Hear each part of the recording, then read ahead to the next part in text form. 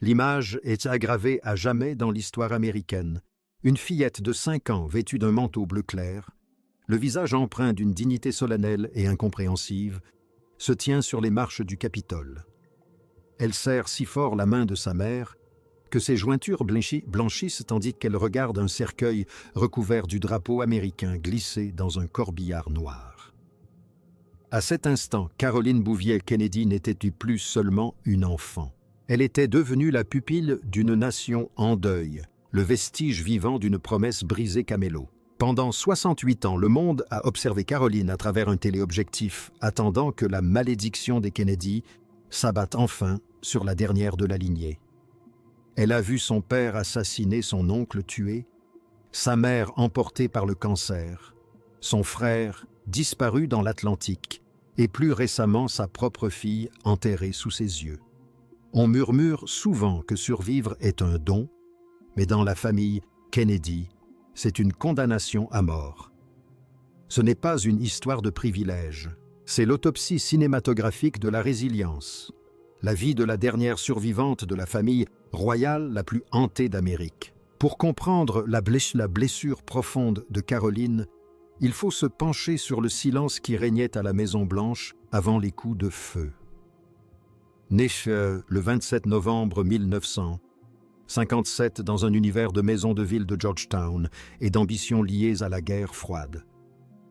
Caroline était la réponse à un profond chagrin familial. Avant sa venue au monde, ses parents, John et Jackie, avaient déjà traversé l'épreuve de la mort. Jackie avait subi une fausse couche et la mort in utero de sa fille Arabella en 1956. À sa naissance, Caroline, en bonne santé, fut accueillie comme un miracle, une lueur d'espoir fragile, dans une maison déjà accablée par le poids des attentes politiques. À 3 ans, elle était déjà la fille du président élu. À 4 ans, son terrain de jeu était la pelouse sud et son compagnon un poney nommé Macaroni. Le public voyait en elle une petite fille innocente, coiffée d'un carré symbole de jeunesse et d'espoir, en une ère nouvelle. Mais la Maison-Blanche était un véritable rempart de secrets. Jackie, terrifiée par le fait que ses enfants soient devenus la propriété publique, fit aménager une maternelle dans la véranda pour protéger Caroline derrière une vitre. Elle voulait créer une normalité artificielle, mais la normalité n'existe pas chez les Kennedy. En août 1963, un deuxième frère Patrick naquit prématurément et mourut 48 heures plus tard. Caroline ressentit la douleur glaciale et soudaine de la perte avant même de connaître les mots pour la nommer. 3 mois plus tard, cette douleur se transforma en ouragan. Le 22 novembre 1963 était un matin ordinaire à la maternelle de la Maison-Blanche jusqu'à ce que l'atmosphère bascule. Tandis que Caroline coloriait le cortège funèbre à Dallas, s'engageait sur Elm Street. À 13 heures, on annonçait la mort de son père. La tâche de briser son monde incombait à sa nounou, Maude Shaw. Comment expliquer à une enfant de 5 ans la notion de balle d'assassin? Shaw fit asseoir Caroline sur son lit et lui dit que son père était parti au ciel. La petite fille demanda si elle pouvait aller le voir. La réponse fut un non définitif. Les jours suivants furent une leçon magistrale de deuil simulé. Caroline se tenait aux côtés de sa mère lors de funérailles inspirées de celles d'Abraham Lincoln, observant son petit frère de 3 ans, John Jr., saluer le cercueil. Un geste qui allait devenir l'une des images les plus déchirantes de l'histoire de la télévision. 2 semaines plus tard, ils étaient expulsés de la Maison-Blanche. La maison de Georgetown, où ils avaient emménagé, était devenue un piège à touristes.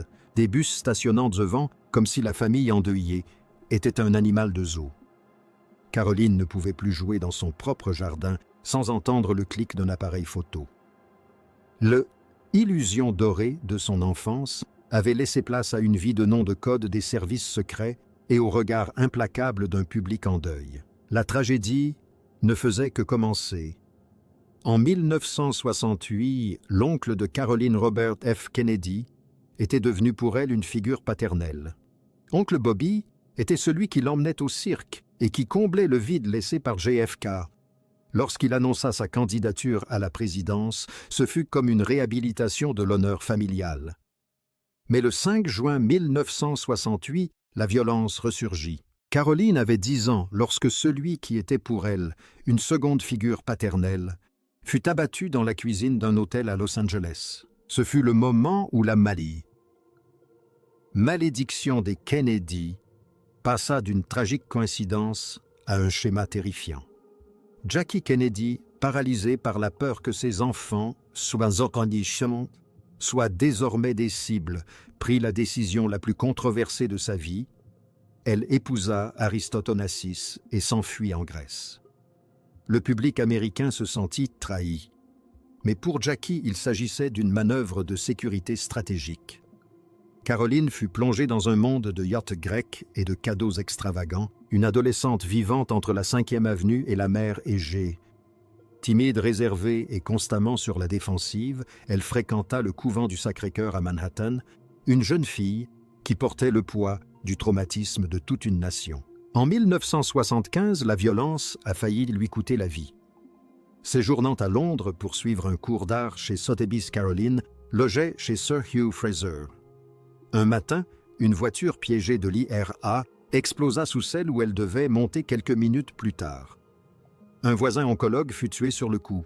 Caroline survécut de justesse. Cet événement lui rappela brutalement que son nom de famille attirait les ennuis. Cette expérience la conforta dans sa volonté de se construire une vie loin des projecteurs. Elle étudia à Radcliffe, puis à la faculté de droit de Columbia, se révélant une intellectuelle brillante, une femme qui préférait le calme d'une bibliothèque au tumulte des campagnes électorales. En 1986, elle épousa Edwin Schlossberg, artiste et designer de 13 ans, son aîné. Leur union reposait sur un désir commun de discrétion et d'épanouissement intellectuel. Elle choisit de conserver son nom de famille non par stratégie marketing, mais par attachement à l'héritage dont elle était désormais la gardienne. Entre 1988 et 1993, elle donna naissance à 3 enfants, Rose, Tatiana et Jack. Au début des années 1990, les ombres semblèrent s'estomper un instant. Elle avait sa propre famille, sa mère était son pilier, et son frère, John Jr., était le Prince de New York. Mais la maison Kennedy est un édifice bâti sur du sable mouvant. En 1994, Jackie, celle qui avait survécu à Dallas et à Onassis, décède d'un lymphome non-hodgkinien à 64 ans.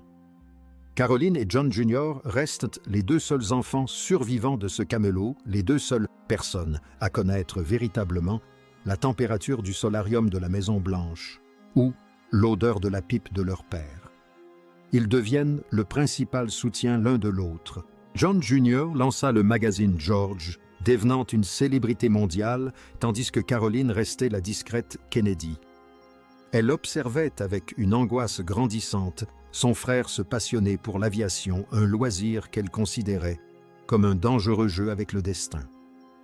Son intuition se révéla tragiquement juste. Le 16 juillet 1999, l'avion de John Jr. disparut au-dessus de l'Atlantique alors qu'il se rendait à un mariage familial.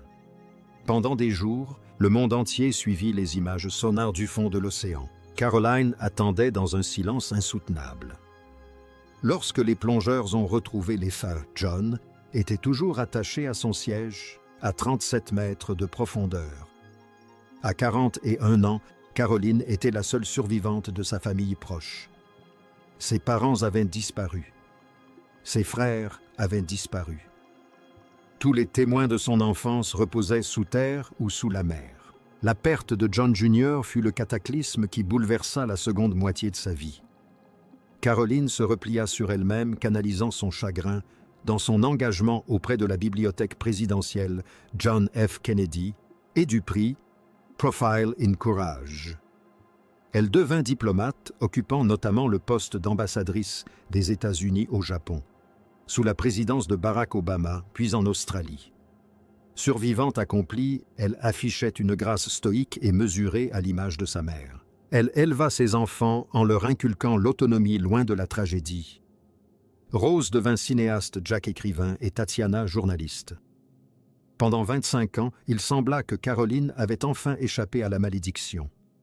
Elle avait bâti un héritage de service à l'abri de la violence des années 60.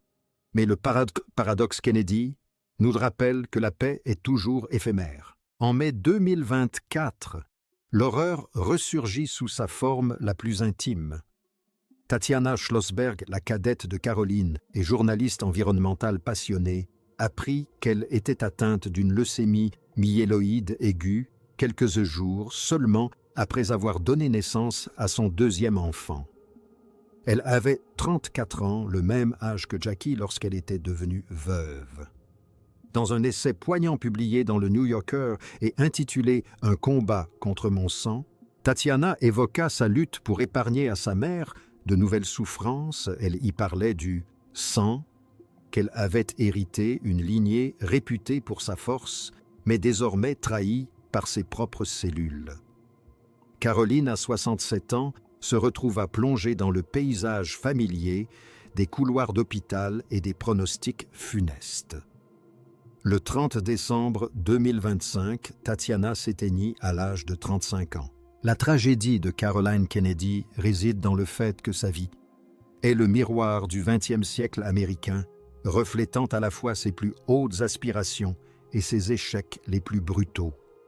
Elle est la petite fille qui saluait la sœur qui dispersa les cendres de son frère et en mer, et la mère qui enterra sa fille 60 et 1 an jour pour jour après l'assassinat de son père.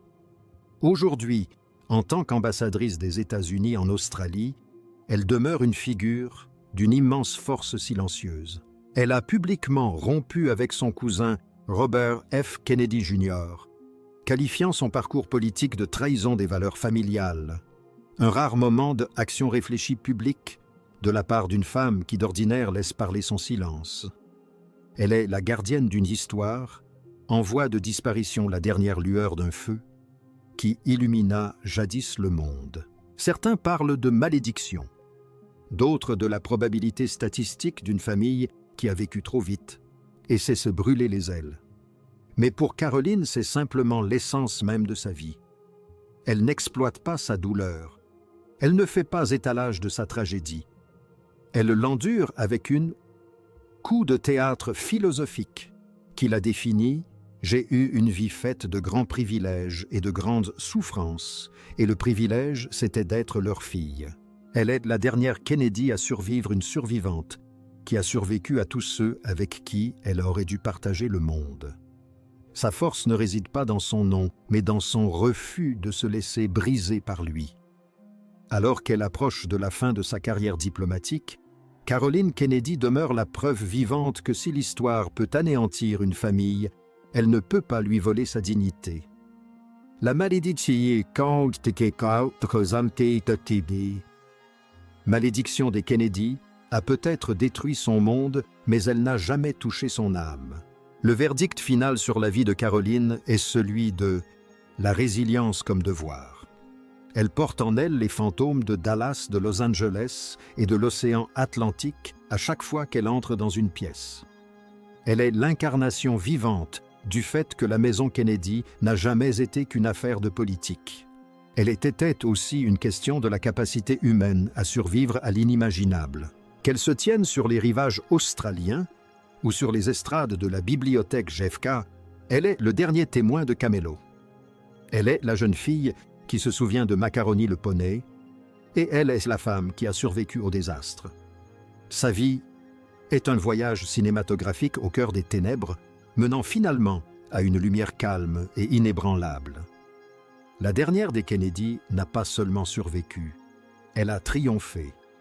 Dans un monde de gloire éphémère et de scandales mesquins, Caroline Kennedy demeure une figure de grâce. Grâce sous pression. Une femme qui comprend que la seule façon d'honorer les morts est de mener une vie qui a du sens. La malédiction Kennedy Existe-t-elle vraiment ou est-ce un récit que nous utilisons pour tenter de comprendre le destin d'une femme qui a souffert plus que quiconque ne devrait? Le poids d'être la dernière survivante inspire-t-il la fierté ou un profond épuisement et une solitude accablante? Partagez vos réflexions dans les commentaires ci-dessous. Votre point de vue nous aide à explorer la profondeur psychologique de ces figures emblématiques. N'oubliez pas d'aimer cette vidéo si vous avez trouvé cette exploration de la résilience de Caroline pertinente et abonnez-vous à notre chaîne pour découvrir d'autres analyses approfondies des vies qui ont marqué notre histoire. Dans la maison de la mémoire, la dernière lueur est souvent la plus éclatante. Rendez-vous au prochain épisode.